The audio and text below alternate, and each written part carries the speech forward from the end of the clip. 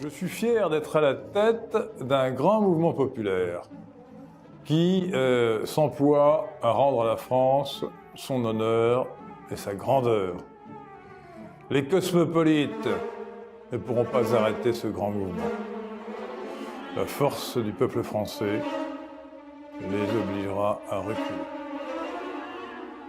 Chers amis, nous allons parler de Yann Moix, qui a défrayé l'actualité ces temps derniers. Depuis que l'Express a révélé, à la fin août 2019, des écrits antisémites qu'il avait fait 20 ou 30 ans avant.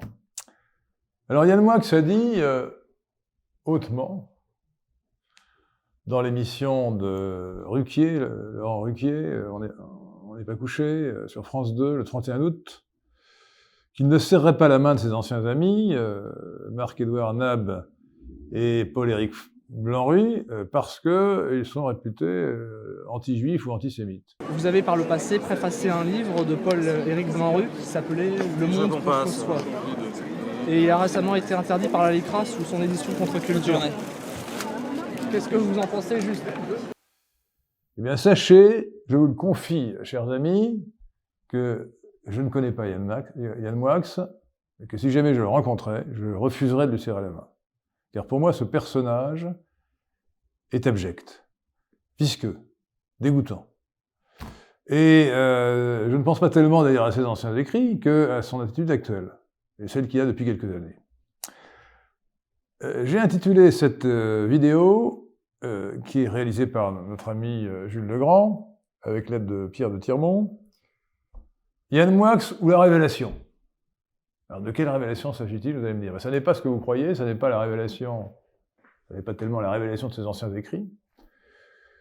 C'est bien plutôt que la révélation sur ses anciens écrits, sur ses idées. Ça n'est pas non plus ses révélations littéraires.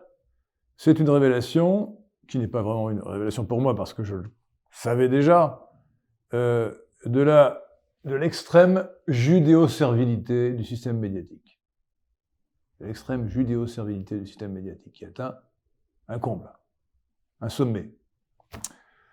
Alors, Yann Moix est un écrivain, il a quand même eu le prix Renaudot, mais on sait ce que sont les prix littéraires aujourd'hui, hein.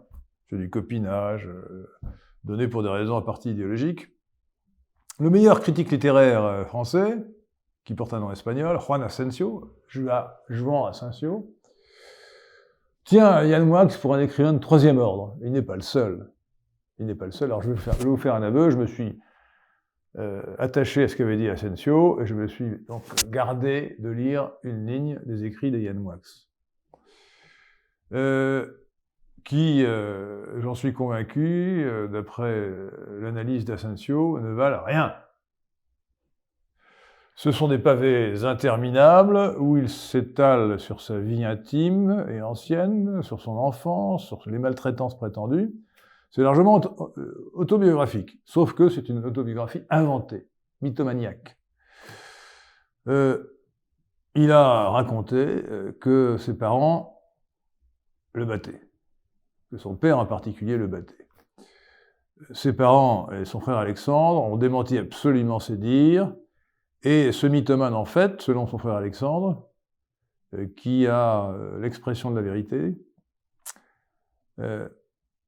ce mythomane battait son frère de manière atroce.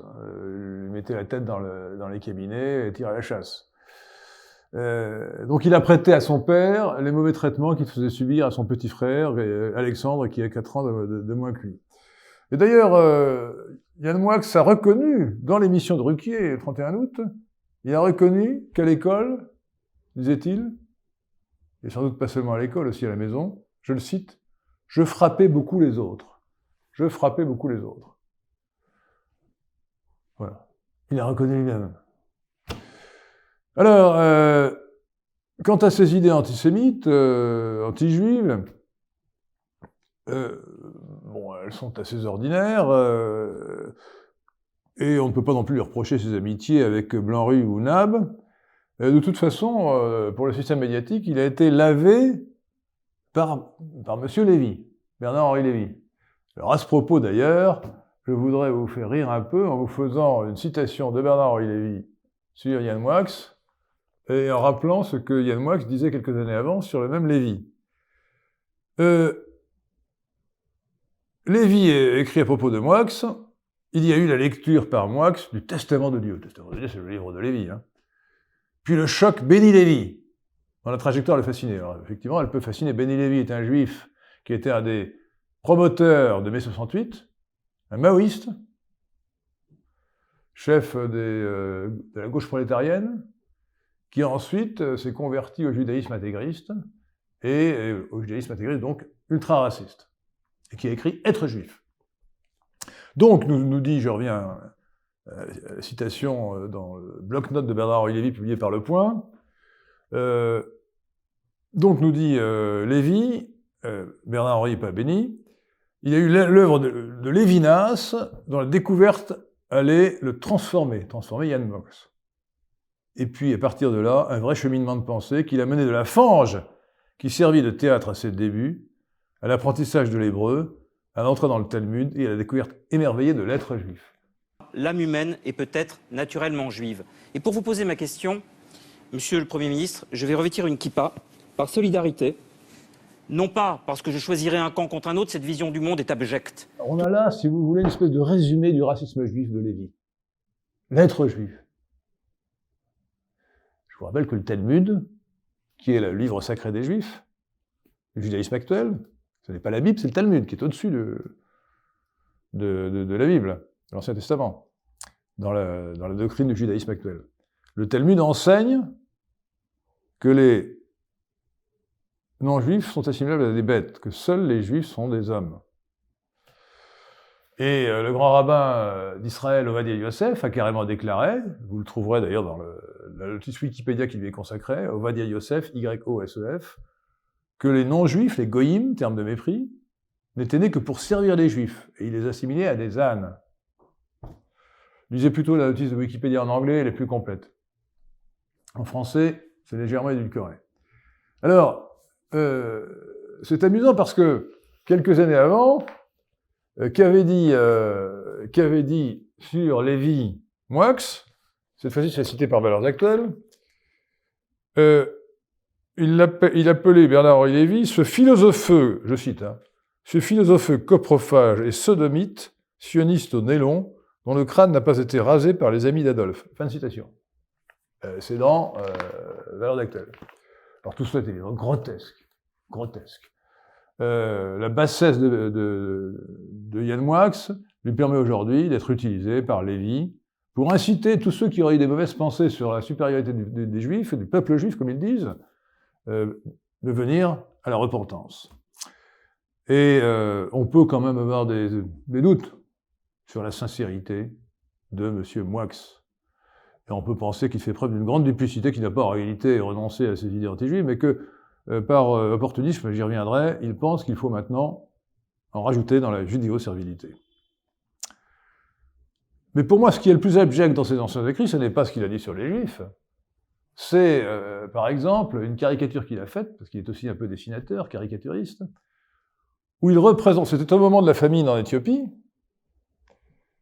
et c'est devait être à l'époque de Mengistu, et il a représenté un Éthiopien famélique qui, pour se nourrir, faisait une fellation à l'abbé Pierre. Alors, on peut difficilement être plus abject que ce personnage de Yann Moix.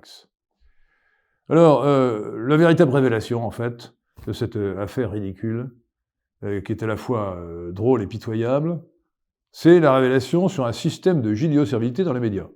Alors, je vous conseille de regarder, si c'est encore disponible, l'émission On n'est pas couché du 31 août 2019, où Laurent Ruquier recevait donc Yann Moix, mais c'est hallucinant. Il se prosterne devant la synagogue. Il lèche les babouches de Bernard-Henri Lévy, à un point de bassesse incroyable. La repentance et la teshuva lui ont valu l'absolution de certains juifs, mais pas de tous. Que dit-il à propos des juifs, qui sont son obsession? Il parle de L'être juif, le livre de Béni Lévy, ne pas confondre avec Bernard-Henri Lévy, un autre Lévy. Et il parle de l'universel juif. Ça n'existe pas, l'universel juif. Le judaïsme, comme je viens de le dire, est une religion intrinsèquement raciste. Le judaïsme actuel est intrinsèquement raciste. Dans le Talmud, qui tient les non-juifs pour des bêtes, ne parlons même pas de la Kabbale, qui est encore un étage supérieur de la religion juive actuelle, que suivent 80% des juifs pratiquants, et pour qui les juifs sont des parcelles de la divinité, la Shekinah, dispersées au milieu du fumier des non-juifs. Alors nous, les non-juifs, ne sommes même plus des bêtes, nous sommes du fumier. Et les juifs ne sont même plus des hommes, ils sont des parcelles de la divinité. Vous voyez un peu l'exagération totalement paranoïaque de cette religion, surtout dans sa version kabbalistique. Toute personne sensée, honnête, équilibrée, humaniste, qui s'est un peu penchée sur le judaïsme, comme Yann Moix prétend l'avoir fait, et comme Bernard-Henri Lévy dit qu'il l'a fait, doit trouver repoussante cette religion intrinsèquement raciste qui enseigne un racisme de mépris à l'égard des non-juifs. Et d'ailleurs, réfléchissez-y, le thème même du peuple élu est une théorie raciste. Et c'est déjà raciste dans l'Ancien Testament. Alors, pour un chrétien comme moi, qui suis quand même légèrement martionnite sur les bords, parce que l'Ancien Testament contient beaucoup de propos très choquants, il n'est acceptable que dans l'interprétation que lui donne le Christ dans le Nouveau Testament. Ou le Christ et les apôtres, Saint Paul, Saint Jean. Mais le racisme juif de l'Ancien Testament est tel qu'il prescrit le génocide. Toutes sortes de génocides. Lisez par exemple, si vous ne voulez pas me croire, c'est facile de vérifier, le premier livre de Samuel, chapitre 15, où Samuel, donc le prophète Samuel, prescrit au roi Saül d'exterminer les Amalécites, tous les Amalécites, et dit bien, en prétendant que c'est un ordre donné par Dieu, même les enfants à la mamelle. Le premier livre de Samuel, chapitre 15. Samuel dit à Saül, « C'est moi que l'Éternel a envoyé pour toindre roi sur son peuple, sur Israël. Écoute donc ce que dit l'Éternel. Ainsi parle l'Éternel des armées. Je me souviens de ce qu'Amalek fit à Israël lorsqu'il lui ferma le chemin à sa sortie d'Égypte. Va maintenant, frappe Amalek, et dévouer par interdit tout ce qui lui appartient. Tu ne l'épargneras point et tu feras mourir hommes et femmes, enfants et nourrissons, bœufs et brebis, chameaux et ânes. » Ça, c'est dans la Bible, dans l'Ancien Testament. Et il y a d'autres passages qui sont horribles, dans les Nombres par exemple, où Moïse lui-même, le fondateur de la religion juive, prescrit l'extermination d'un peuple de Palestine. En disant qu'il faut tout exterminer, sauf les femmes qui n'ont pas connu l'homme. Hein. Et même les enfants mâles. Alors, le cas de Yann Moix est tout à fait emblématique de ce que j'ai appelé un prosélyte. Alors le terme de prosélyte est un peu incompréhensible aujourd'hui, parce que d'abord les gens confondent le prosélytisme, ils croient que ceux qui font du prosélytisme sont des prosélytes. Pas du tout. Le prosélyte, c'est celui qui s'est converti à l'issue du prosélytisme. Et le sens premier du mot prosélyte, c'était, guerre en hébreu, c'était le non-juif qui ne peut pas devenir juif, parce que comme le judaïsme est une religion raciste, il n'est pas juif. Et donc le pauvre Yann Moix, qui a écrit un livre qui s'appelle L'apprenti juif, voudrait bien être juif, mais il ne l'est pas. Ce qui est tout à fait différent de mon cas. Moi, je ne suis pas juif et je suis bien content de ne pas l'être. Chacun son truc. Bon. Et donc, pour revenir à Yann Moix,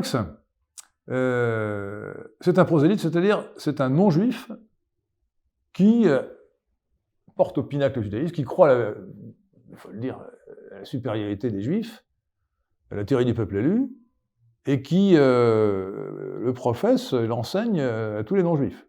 Donc il sert, si vous voulez, le projet raciste de Lévy, ou du CRIF, ou de la LICRA, qui vise à faire une propagande judéocentrique dans la société française. Alors, il ne se contente pas d'être judéo-servile, le Yann Moix, c'est un cosmopolite. Il déteste ses parents, il déteste la famille, et donc il est cosmopolite dans tous les sens du terme, notamment dans le sens où il rejette l'institution familiale, il a même dit carrément qu'il fallait enlever les enfants à leurs parents. Cet individu, je dois dire cet homme, est un monstre. Et son cosmopolitisme se traduit dans l'actualité récente de deux façons. D'abord, il défend l'État d'Israël. Bec et ongle. Pas la France, il est français. Il défend un État étranger, l'État d'Israël. Alors moi, je n'ai rien contre l'État d'Israël. Il faut dire la vérité sur le sujet. Les Israéliens, les sionistes, ont spolié les Palestiniens qui étaient là depuis toujours et qui étaient en fait les descendants des Juifs de l'Antiquité qui s'étaient convertis au christianisme puis à l'islam. Passons. Aujourd'hui, c'est un fait accompli. Et pour ma part, je ne remettrai pas en cause l'existence de l'État d'Israël. Je suis même partisan de leur donner le Golan, puisqu'ils l'occupent, de reconnaître qu'ils l'ont occupé, et de reconnaître que leur capitale, c'est Jérusalem. Donc vraiment, je ne suis pas anti-sioniste. Mais lui prend la défense systématiquement de l'État d'Israël. Il y a eu une utopie extraordinaire au XIXe siècle. Une utopie, puisque vous aimez les utopies. Cette utopie s'appelait la création de l'État d'Israël. C'est une des plus belles utopies de l'épopée humaine. Et pas du tout de la France. Au contraire. Que dit-il de la France? Ben, c'est le contraire. Pour la France, lui, il veut absolument qu'elle soit livrée aux migrants. C'est-à-dire, migrants est un terme de propagande, aux immigrés envahisseurs. Il est allé à Calais, il s'est d'ailleurs fait injurier parce qu'il a été même poursuivi en diffamation, je ne sais pas si le procès a abouti, pour les propos délirants qu'il a tenus en 2018, en expliquant qu'on avait été méchant avec les migrants, c'est-à-dire avec les immigrés envahisseurs de Calais. Bon. Alors, on a affaire vraiment à un personnage anti-français, anti-national, répugnant de part en part, double, hypocrite, pharisien, judéo-servile. Quel est l'enseignement qu'il faut en tirer? Ben, pour le personnage, Yann Moix, on peut dire qu'on a affaire clairement à une personnalité pathologique. Alors, je ne suis pas psychiatre, hein. Il a avoué lui-même qu'il avait pris des antidépresseurs et qu'il avait fait 15 ans de psychanalyse. Alors, on voit à ses yeux exorbités, à son faciès dément, qu'il a un grain. Et puis, il a fait 15 ans de psychanalyse, et comme chacun sait, on n'est pas toujours fou quand on commence une cure psychanalytique, mais on est toujours fou à la fin. Surtout qu'évidemment, un psychanalyste qui pratique la doctrine et l'idéologie des théories fumeuses du juif Freud lui a expliqué que c'était à cause de son méchant père ou de sa méchante mère qu'il se sentait mal. Donc on a affaire à un fou, un malade mental, pervers narcissique, a dit quelqu'un, probablement, en tout cas, clairement, un type plus que dérangé. Bon. Je ne dis pas qu'il faut le mettre à l'asile, mais il ne faut pas le prendre au sérieux. Et il faut le mépriser profondément pour ce qu'il est, parce que sa folie ne le rend pas irresponsable. Plus important encore, ce que révèle ce personnage, c'est, alors ça je pense que c'est plus original encore que ce que j'ai dit jusqu'à présent, c'est le lien paradoxal qu'il y a entre l'antisémitisme et la judéo-servilité. Et d'ailleurs, c'est clairement énoncé dans une petite vidéo de Dieudonné Mbala Mbala, qui n'est pas ma tasse de thé, c'est un raciste anti-blanc, mais passons, mais qui raconte son entretien d'1 heure il y a quelques années avec Yann Moix, et il s'est rendu compte que Yann Moix avait une théorie simple.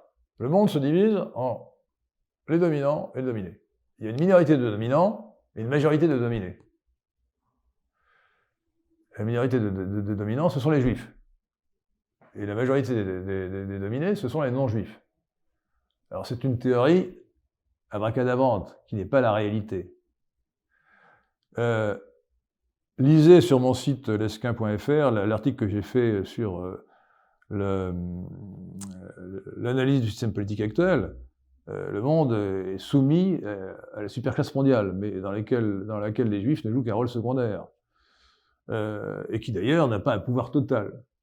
La France est soumise à une oligarchie cosmopolite, qui est la section française de la superclasse mondiale, qui pour autant ne se réduit nullement aux juifs, qui s'appuie sur 3 coteries principalement, ce que j'ai appelé les 3 coteries majeures, qui sont la coterie juive, c'est-à-dire le CRIF, la coterie homosexuelle, c'est-à-dire le LGBT, le mouvement LGBT, et la coterie maçonnique, c'est-à-dire principalement le Grand Orient de France, la Grande Loge de France, etc.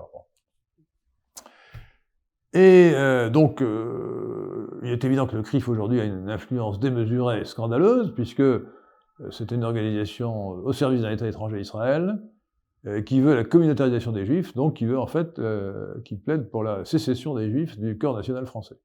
Donc c'est une institution profondément anti-républicaine, et on voit son importance aujourd'hui, qui n'a jamais été aussi grande, au fait que toutes les classes politiques se pressent au dîner annuel du CRIF, à commencer par le président de la République.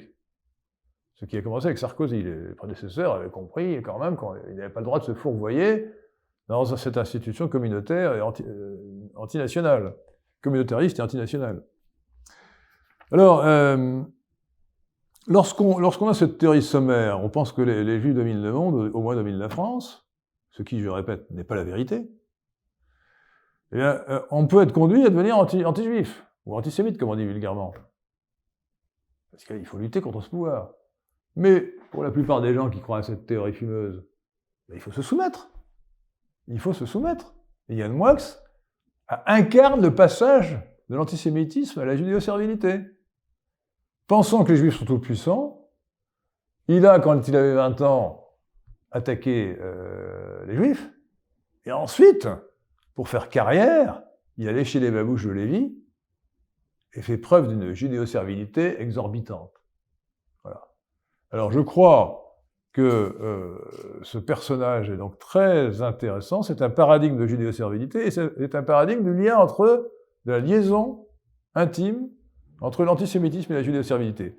Il faut, chers amis, il ne faut pas être anti-juif ou antisémite, comme on dit. Il ne faut pas être judéo-servile, il faut être judéo-critique. Et il faut être carrément judéo-critique et sans aucune servilité et sans aucune hostilité à l'égard des Juifs. Les Français juifs sont des Français comme les autres, à condition bien entendu qu'ils rejettent le Talmud, puisque le Talmud tient les non-juifs pour des bêtes. Je vous remercie.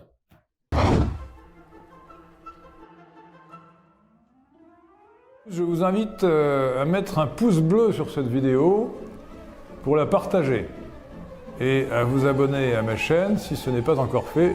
Je compte sur vous.